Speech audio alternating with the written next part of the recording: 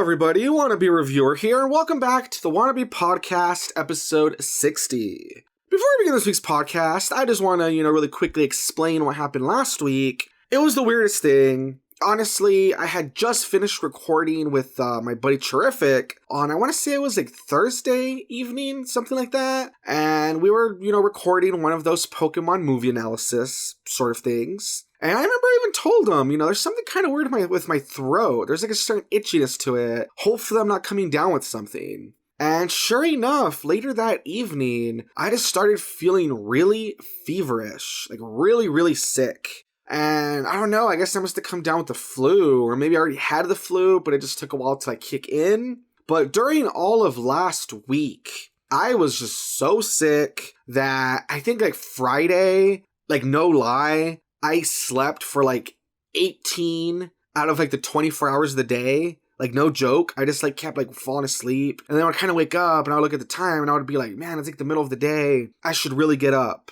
And then I just would fall asleep again. So yeah, in case you guys are wondering, why there was no podcast last week, I did try to kind of put a message out on Twitter. But basically that's what happened. I just got really sick with the flu. It was a really, really nasty sickness. And it really sucks because, I had stuff planned that I wanted to do. I want to do Christmas content, that sort of thing. I had planned to do a contest entry into my buddy Super Ghidorah's 400 subs contest or whatever, but that didn't work out. But yeah, I just want to really quickly explain that's what happened. That's the reason I haven't really done anything on the channel. I haven't streamed or made videos or even recorded, because of that. But with that out of the way, I'm back now. Hopefully all of you had a very Merry Christmas, or if you don't celebrate Christmas, whatever, hopefully you just had a good holiday, whatever you were up to, whatever you were doing. And yeah, I am back now, and I'm trying to get back into the groove of things. Because I feel whenever I miss one single podcast or something, I always feel it really throws me off, But yeah, I'm gonna try to get back into the groove of things. I know that I watched a lot of anime. News I know was a little on the lighter side, but there's still some stuff I want to share. And yeah, let's just try to have a good podcast. Now, jumping into my week, like I said, I watched a lot of stuff, and I caught up on quite a few TV shows too. That's kind of the positive aspect of being sick, because you're sick, you kind of just want to just sit there and just watch TV, if you're awake or whatever. And so I was able to catch up on a lot of stuff, but so that my section of the week doesn't drag on too long. This week I'll talk about all of the anime that ended and my thoughts on it. And next week I'll talk about some of the shows and stuff that I watched and caught up on, But yeah, this week, focus on anime. Last time I was on, I think the only anime that had really ended was Dr. Stone. It finally ended after, I remember, I think it was 24 episodes, something like that. This time, bunch of anime ended, and so I just want to kind of go through, give a quick synopsis once again about the story, give my thoughts on it, and whether or not I would recommend it. So the first anime on my list that ended was the anime called High Score Girl 2, which was the second season of High Score Girl.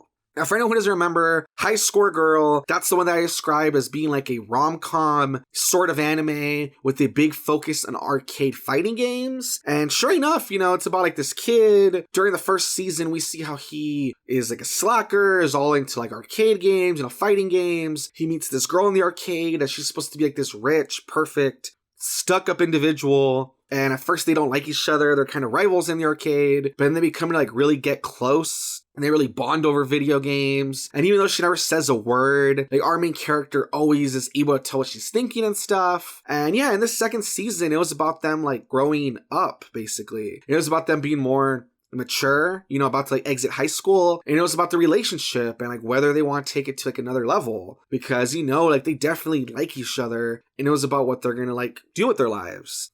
I really enjoyed it. I thought it was a really fun, really nice anime. Like I've said when I covered the first couple of episodes, I like the characters, I like the relationships, I like the way they mix the arcade games into everything because they really make it feel really authentic, make it feel really real. It's supposed to take place during the early 90s as the games are coming out, and they do a really good job with their portrayal and explanation of all the games and stuff, and the culture. So I really enjoyed the anime. I think it's really cute. the ending is kind of bittersweet. Like, they don't give us like a definitive ending. They leave it kind of open, but they leave it open like in a hopeful way. And yeah, I just really liked it. You know, I thought it was funny. I thought the integration of arcades and like early consoles was really cool. I thought the characters, you know, I liked them. I thought they were interesting. I liked that little relationship going on between them and how they're like realizing what they mean to each other. I thought there was like some tugs of the heartstring there, you know? And so yeah, I really like it. I really recommend it. Unfortunately, it is one of those weird Netflix Japan only shows, so it probably will be a while, like at the very least sometime next year for it to even like release in, you know, like the American Netflix or whatever. But it's one of those animes I would say keep an eye out for it. I think it's really fun. I think it's really sweet. Once again, it's called High Score Girl 2. It's the second season. I would say check it out.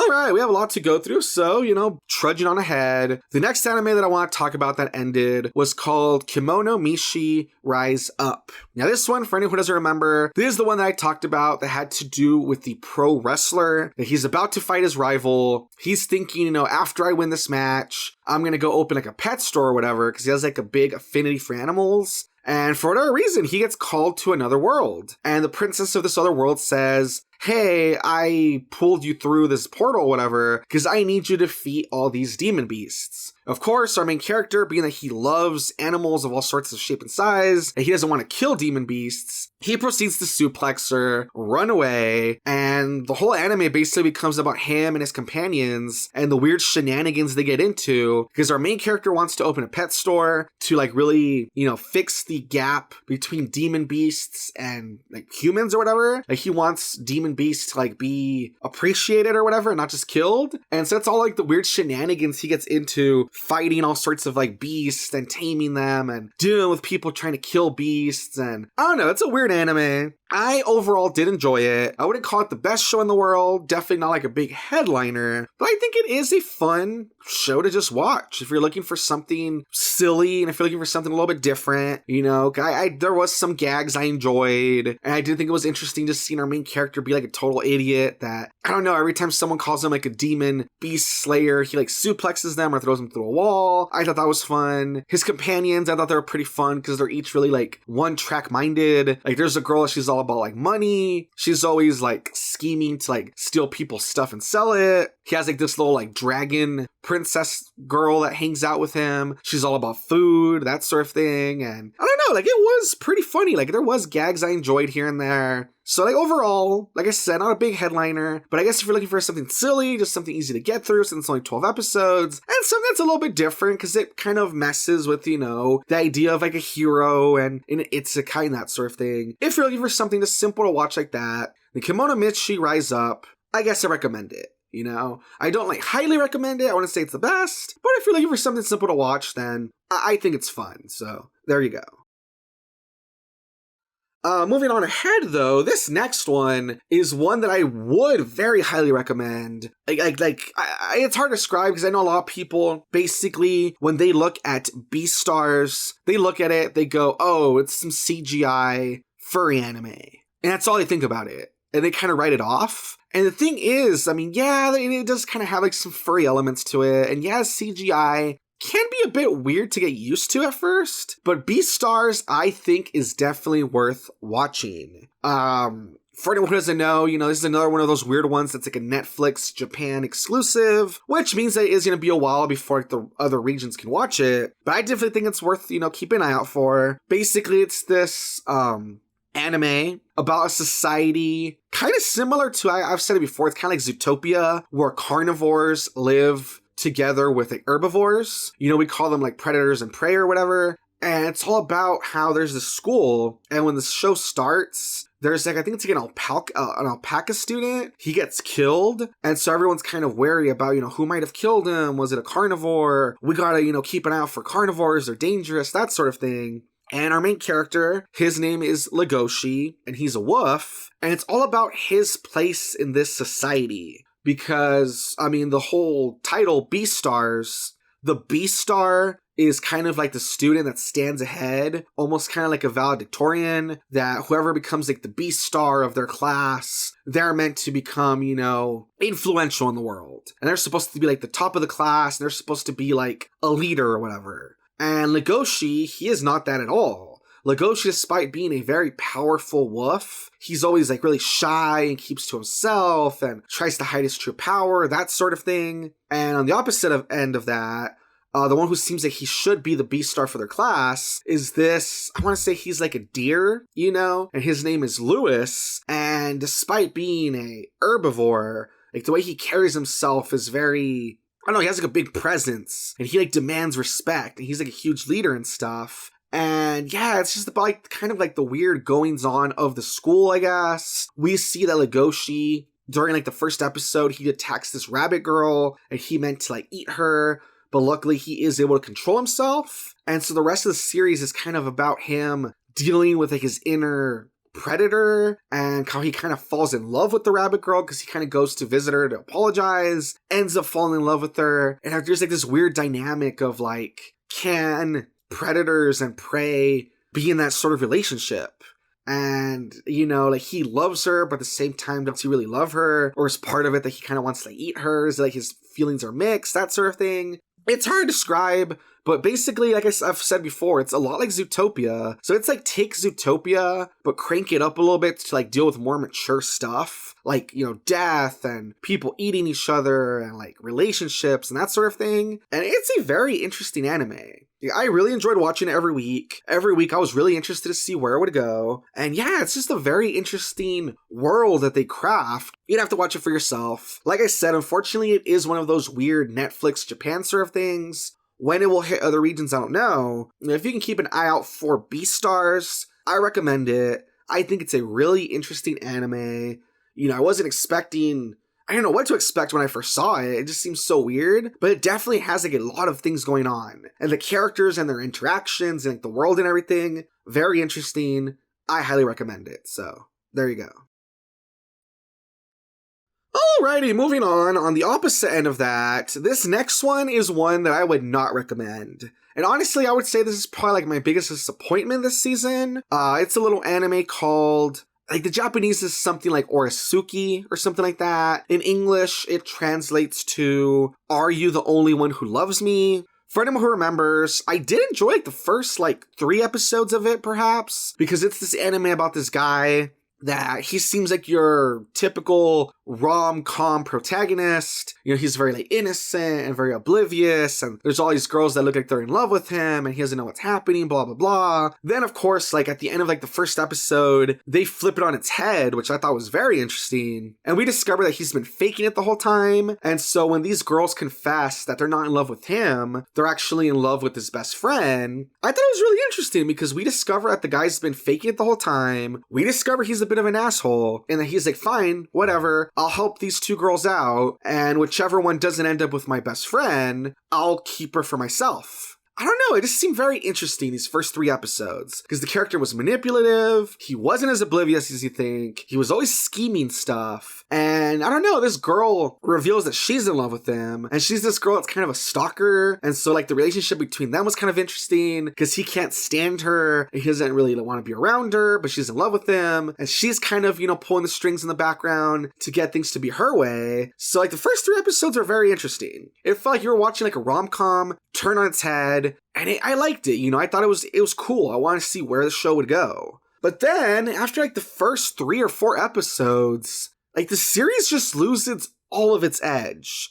Even though, he finds out that his best friend was also scheming and trying to like make him look bad or whatever. He like forgives the best friend instantly. The 2 girls who had to like confess that supposedly they didn't like him, they liked his best friend, even though it seemed like they also had like their faults where they were basically like using him to get to the best friend. Like he forgives them and they all stay friends, and it's hard to describe because like it's just so weird the direction it goes. Everybody forgives each other, everybody starts hanging out, even though our main character is supposed to be, kind of like an asshole. He doesn't do things for others, and he's supposed to be like manipulative and not oblivious. He just starts doing things for others in the typical fashion of like, rom-coms. All the girls keep falling in love with him. He keeps being oblivious to all the girls that are interested in him. Like, it's so weird because it promised something so different. And then like in 3 episodes, it goes back to being like the same usual thing. And it was so boring. And it went nowhere. Like, I don't know, it's just so hard to describe, but it was just my biggest disappointment. I went in expecting something that was going to subvert all the tropes, something that was going to turn everything on its head and was supposed to be interesting. And yeah, just a few episodes in, loses all its edge, becomes like every single other rom-com, and it's just so boring. So yeah, Are You the Only One Who Loves Me? I would maybe suggest watching like 3 episodes and then just leaving it there, maybe, Because like the first 3 episodes were kind of fun. They were a bit different. But yeah, if you continue with the whole series, I think you'll be disappointed. I was hella disappointed. And yeah, I would not recommend it because I just think it is very boring. So if you run across Orisuki, aka Are You the Only One Who Loves Me? I would say it's not worth your time. I would say don't check it out. All right, moving on and ping-ponging back to one that I would recommend. I know I started covering it a little bit later, but there was this anime called Ascendance of a Bookworm that for the first few episodes, I really praised it. I said that, it's basically this anime where there's this girl. We don't really know how old she is, but we gotta assume she's like, some sort of like a young adult. And, the narration tells us that she really loves books. And she was planning to be a librarian, so she could be surrounded by books her whole life. Out of nowhere, though, she ends up dying. She gets transported to another world. And in this other world, she is stuck in the frail body of, I want to say she's like 5? Perhaps? I want to say it's like a little 5-year-old girl. And yeah, not only is she stuck in this frail body of this little girl in another world, but this little girl is a peasant. And so it's an era where books basically don't exist. Only nobility has books, and the printing press doesn't exist. There's no big commercial book distribution. So yeah, only nobles have books, and it's the kind of thing where books take forever to write. And I really like this anime. I thought it was really interesting because unlike other isekai anime where they're all about, getting stuck in another world, but lately that's come to mean a video game RPG world, I like that no, this one is very different. Like it's a world that definitely has magic and all sorts of things going on, but it still feels really grounded in reality, basically. Like it feels very old school where there's peasants and people trying to like earn their wages, and her family, we see how they're poor and how like her mom makes things and her little sister's gonna also like inherit that job. We see how her dad is a guard, like a town gate guard or whatever, and we see like all the stuff that goes on there. And I don't know, like the setting feels realistic, but it does have a bit of a magic like underlying to it. Like we do hear about magic here and there, which makes it really interesting. So like that's one thing that I really liked. And another thing I liked is that unlike all these other isekai that always have to do with like video games and quests and fighting things and leveling up, this anime is basically about our main character, how she makes it her mission that she will make her own books. And so seeing how she goes about, discovering all these things in her world and figuring out how to make like parchment and trying to craft her own books and selling some of her inventions that she brought with her. Like one of the things she brought with her was the knowledge of how to make shampoo, and seeing how she sells it and uses that to make profit, and like she's building up like her own little company or whatever. All of that was really interesting, and I thought it was really different. I can't really think of the last time I saw an anime with such a focus on, like I said, not video games, not fighting, not quests, but just like human interactions and creating stuff and selling it and trying to push forward this idea of literature. Like, I can't really think of the last time I saw an anime like this. So I really enjoyed it. I thought it was really cool. And yeah, like I said, it's called Ascendance of a Bookworm. The first season was 14 episodes. And yeah, luckily it does seem like it's going to have a second season, which I don't think there was a release date quite yet for when there's going to be a second season, but there is a second season on the way. So I recommend watching it now, getting caught up, because I think it is a really fun anime. So Ascendance of a Bookworm, I highly recommend it. I think it's really fun, very different, and yeah, I don't know, it's just very cute and stuff, so check it out. Alrighty, finally, the last anime that ended that I wanted to discuss was No Gun's Life.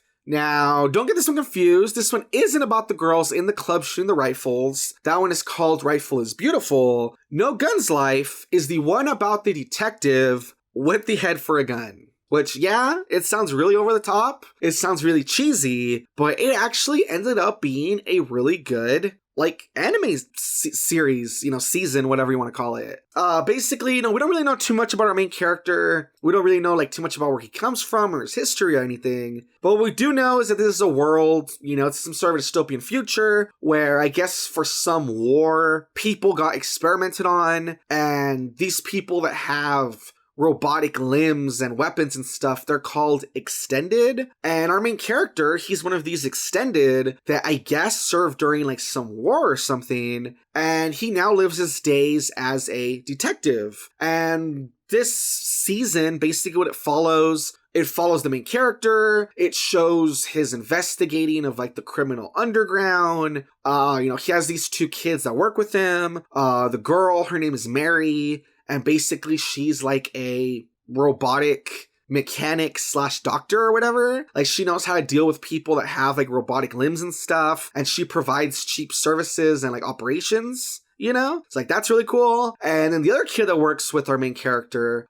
he's this kid that he's the son of the CEO of this company. And apparently the company, even if you're a CEO, doesn't matter. They basically own your life. You're basically property to them. And so they kidnap this CEO's son and they experiment on the kid. And so he has this ability where he does this weird, almost yell thing where he releases this frequency, and he's able to basically transfer his consciousness onto other robots. And so when the series starts, it's all about our main gun-headed detective and how he's investigating what happened to this kid. He rescues him, and then him and the kid and Mary, basically they're all working together to investigate all these people that are experimented on, and there's all sorts of, trouble in the seedy underground of people getting kidnapped and experimented on, and there's a conspiracy going on, and I don't know, it's hard to describe, you really have to watch it, but it is really cool just seeing, I don't know, it's a noir story, at its core, but with cool robot people. Kind of reminded me a little bit of Alita Battle Angel. If you remember the part of Alita Battle Angel where she's a bounty hunter, kind of reminded me of that, where it's just this dystopian future, all sorts of robot people going head to head. And our main character, I think he's really cool. He's this really, usually very stoic,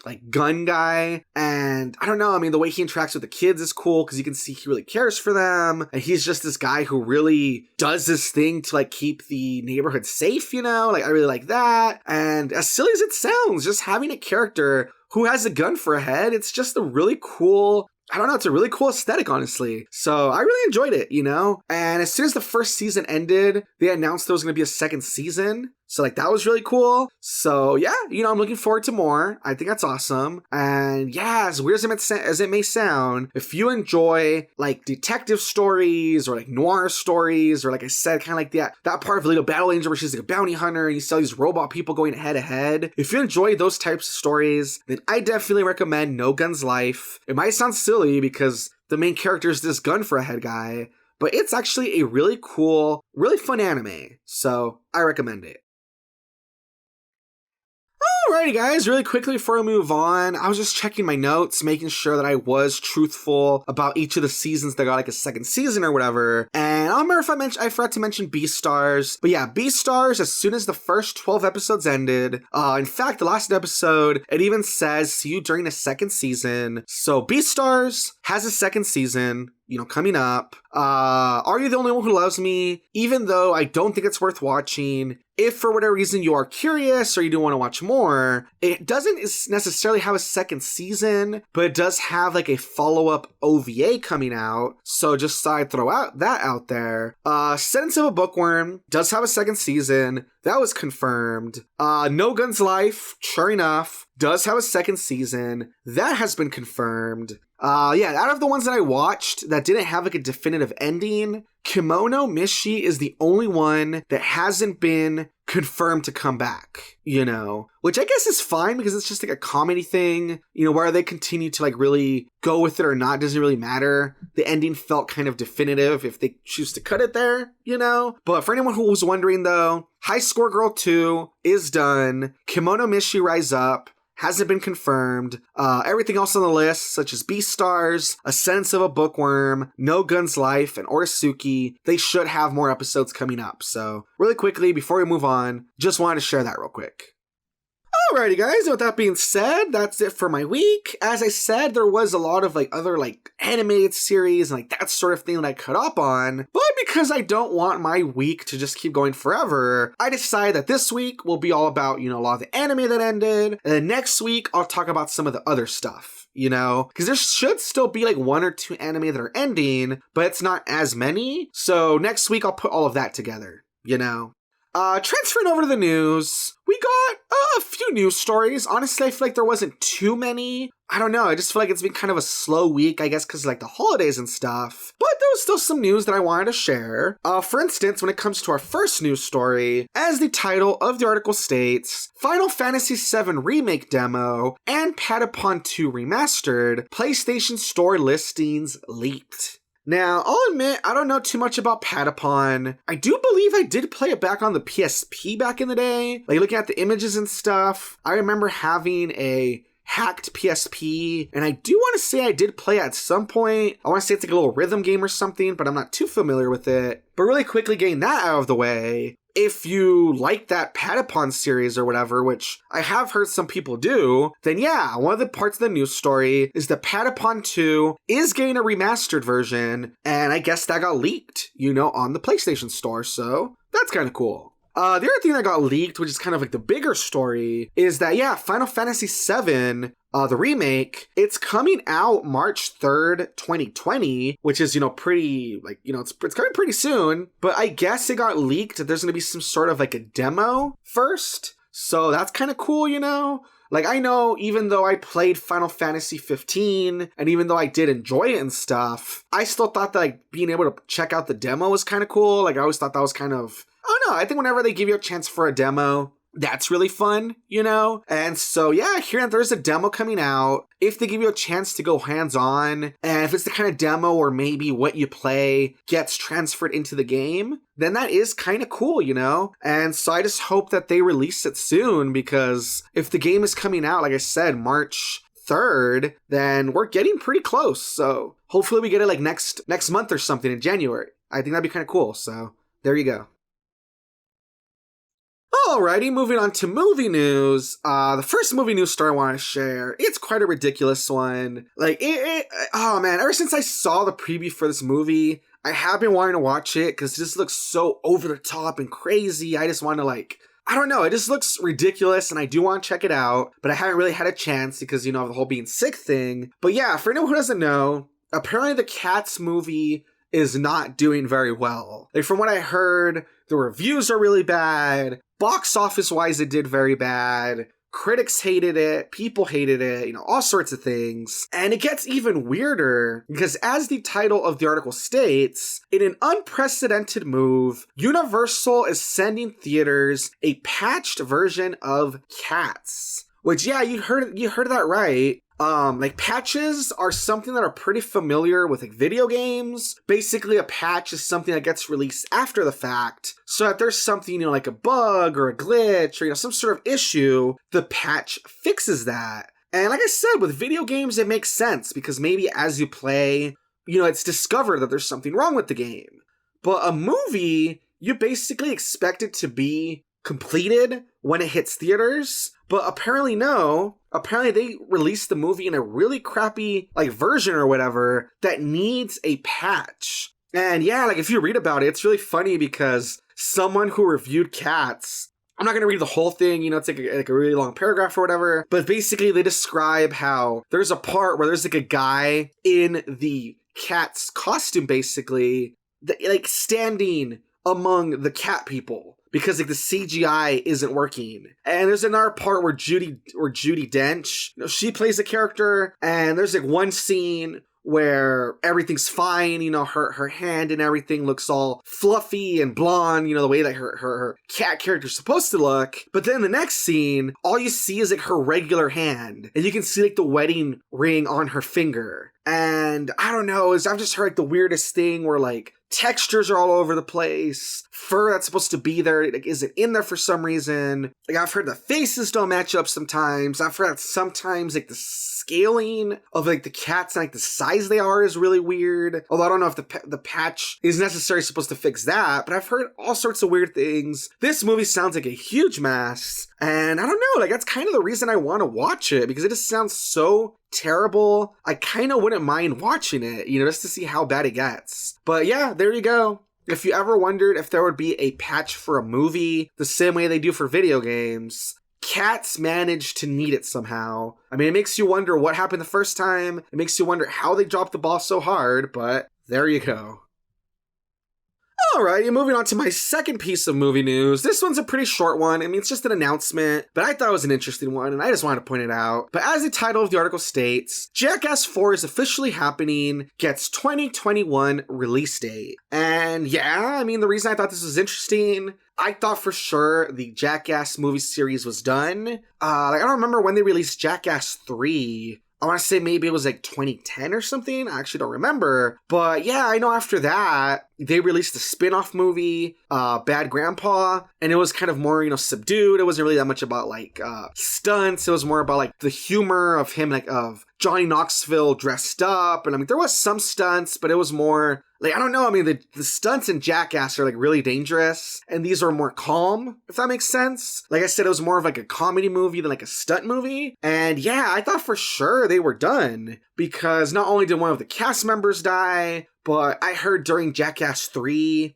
everybody like really sobered up. And if you see everybody like really nervous and like they don't want to do the stunts, that's why, because obviously they're all sobered up and they're like scared out of their minds. And so yeah, I thought for sure they were done with the movies, but it says right here that yeah, they're getting a new movie. It's supposed to come out March 2021. And yeah, it's just so weird. I mean, the article even says, will everybody come back? Like right now, one of the members, Bam Margera, if that's how you say his name, he's been having a lot of like legal trouble lately, and I think he's been having trouble like being in and out of rehab or whatever. So I don't know, it's just really weird, hearing that they're making another movie. It even says right here, there's a huge difference between doing all the dangerous and painful stunts while you're in your 20s or 30s versus doing the same in your late 40s. And yeah, it even says, a little above that, Johnny Knoxville will be a week shy of his 50th birthday when the film premieres. So I don't know, man. I mean, it sounds funny. I'd like to think that it'll be a good time, but at the same time, these dudes are old. A lot of them are like so messed up, trying to just get their act together, that I don't know if a fourth movie is a good idea. I guess only time will tell, but let's just hope it's fun. I don't know. There you go, I guess. I mean, I'm gonna watch it. I know that much, but there you go. Alrighty, really quickly, moving on to TV news. This is a news story that came out a while ago. Probably would have covered it last week if I wasn't sick. But yeah, apparently Marvel TV got absorbed by Marvel Studios. What this means is that, Marvel TV used to be like its own thing. So like if you think about like the Netflix TV shows or like Agents of S.H.I.E.L.D., those sort of TV shows, they used to be like their own thing. And even though they were supposed to be technically part of the MCU, it's very hands-off, and there wasn't like a lot of references and stuff, and like they were kind of run differently. But yeah, apparently now Marvel TV has been absorbed by Marvel Studios, and even though that says that it's not supposed to affect any of the TV shows that are, currently like coming out right now or currently in development, it is interesting, Like, I hope that at least is something good. Some of those Marvel TV shows on Netflix, I did think they were interesting, and if they did hopefully adopt that into the MCU, like that would be really cool, Like I thought Daredevil was pretty good. Wilson Fisk, Kingpin from the Daredevil series, like he was awesome. I thought the Punisher was mostly pretty good. Jessica Jones I enjoyed. Luke Cage was okay, it was kind of all over the board. But if them getting absorbed into Marvel Studios meant we could see some of these characters join the MCU, I think that would be cool. But I don't know, it doesn't really say anywhere what they plan to do with the shows. It just says that they got, absorbed into it. Maybe they plan to, do nothing with it. Maybe they have big plans for it. Who knows? But I just wanted to share that because I did think it was interesting. So, there you go. Alrighty guys, finally, moving on to anime news. I have 2 anime news stories that I wanted to share really quickly. They're pretty short. Basically, they're just confirmations. But as I kind of covered earlier, all of the anime that I watched got renewed for a second season, basically. And likewise, that's kind of what, the anime news has been. Lately, it's just been a lot about, shows coming up or second seasons, that sort of thing. And I want to cover these 2 because they're shows that I've mentioned in the past. And I do believe I've mentioned a second season coming up, but there was really no indication of when they would come out. And now we have, the confirmation of it. So really quickly, as the first article states, second Kaguya-sama Love is War season reveals new cast as well as an April 2020 airing. So just want to, talk about that really quickly. When I covered, Love is War, I don't know, a few seasons ago or whatever, I really enjoyed it. I thought it was really fun. I thought it was a really funny show, and seeing the way the characters interact and stuff, I thought it was great. And I was hoping it would have a second season. And not too long ago, it was confirmed there was going to be a second season. But this is the first time that we hear that it's coming out April 2020, which is really soon, So I think that makes me really happy because that means that's not this next season coming out. Which should run from January through March, April-ish. It'll be the season after that. So I think that's really fun. The fact that it's coming sooner than we think, I think that's really fun. So I would say keep an eye out for that. That series was really fun. I recommend it. And the second piece of anime news story, very similar. It just says that ReZero, which I think it's a ReZero starting life in another world, that anime season airs in April 2020 as well. So same thing, it was one of those anime that it first came out, a few anime seasons ago, and people were wondering, when will it get a sequel? When will it get a sequel? And for the longest time, we just got teased with OVAs and stuff, but there was no sequel confirmed. And not too long ago, we finally got the confirmation, but we didn't know when. And same as Love is War, we finally know that's coming April 2020. So that's really cool. That's really soon. And yeah, it looks like these next few anime seasons, they're stacked up to be big ones, I think this is the second or third, maybe, series that I hear is coming back in 2020. So that's really fun. I really look forward to it. So yeah, there you go. If you've been wanting to watch more Kaguya-sama Love is War, or you've been wondering about ReZero and when it would get more episodes, each of them is getting a second season, April 2020. So look forward to it.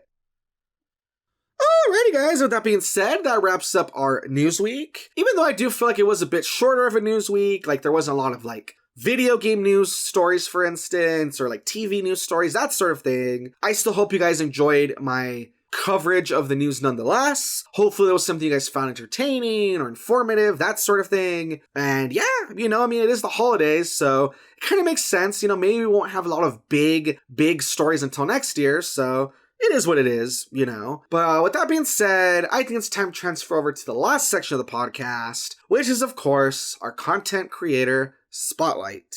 And this week, the content creator that I'm going to cover, hopefully it's somebody that I haven't covered in the past. I don't think it is, but I guess this is the sort of thing where even if I have covered them in the past, it's probably been quite a while, and I still think they deserve newfound attention anyways, so either way, it shouldn't be too big of a deal. But the channel that I am talking, of course, about is a little YouTube channel. I say little, but, he currently has 13,000 subscribers. It's a channel called SpongicX. And basically, SpongicX, he takes his name from SpongeBob and Sonic X, which are 2 series he's talked about liking in the past. And yeah, SpongicX is this really fun channel that's kind of a mishmash of... You can tell it's kind of a mishmash of whatever the guy running it kind of feels like covering. He does gameplays of stuff. He does LPs of games from Rare, especially. You know, like it's like a lot of Rare games that he says, you know, these are games I think you should check out, like Banjo-Kazooie and Conquer, that sort of thing. But he also does like Let's Plays / gameplays of like other Nintendo properties like Pokemon Sword and Shield and Luigi's Mansion, that sort of thing. So he has a lot of gameplay. He has like reviews / impressions of movies, TV shows, animated series, that sort of thing. And finally, what I think is like really like unique is that basically he's working on this animated series called Nick, Clunk, and Trila. And basically he puts up artwork and like storyboards of how he thinks each episode should go on his channel. And yeah, when it comes to that last one, I have kind of teamed up with him to be a part of that. I don't really want to say anything quite yet since I am barely starting out.